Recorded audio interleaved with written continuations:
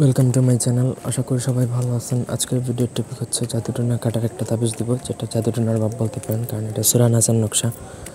আপনারা সবাই হয়তো বা জানেন, যারা মুসলিম ধর্মের, যে সূরা নাস আল্লাহ সৃষ্টি করেছেনই, কিন্তু এই জাদুটোনা যখন নবীজির উপর করা হয়েছিল, অর্থাৎ আপনি যদি ইয়াকিন বা বিশ্বাস ভরসার সহিত যদি এই নকশা দ্বারা যদি কারোর উপর কাজ করেন, তাহলে সে যত বড় জাদুটোনাই হোক না কেন, সেটা ধরাশয়ী হয়ে যাবে, গ্যারান্টি।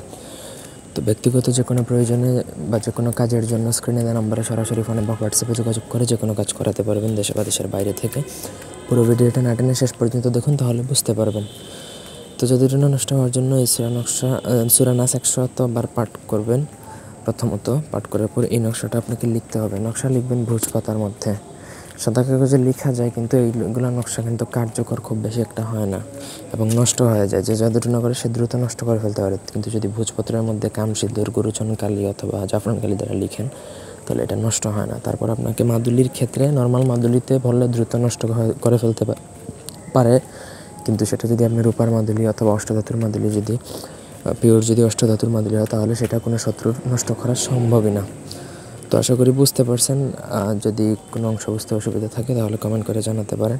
আর এই নকশা লেখার পর আপনাকে যদি ছেলে হন তাহলে ডান হাতে ব্যবহার করবেন, মেয়ে হলে বাঁ হাতে ব্যবহার করতে হবে। বেশ, আপনার এই হচ্ছে কমপ্লিট প্রসিডিওর, আর কোনো কিছু নেই। তো এই ছিল আজকের ভিডিওটি ভালো লাগলে লাইক দিবেন, কমেন্ট, শেয়ার এবং সাবস্ক্রাইব করবেন। ধন্যবাদ সবাইকে। আল্লাহ হাফেজ।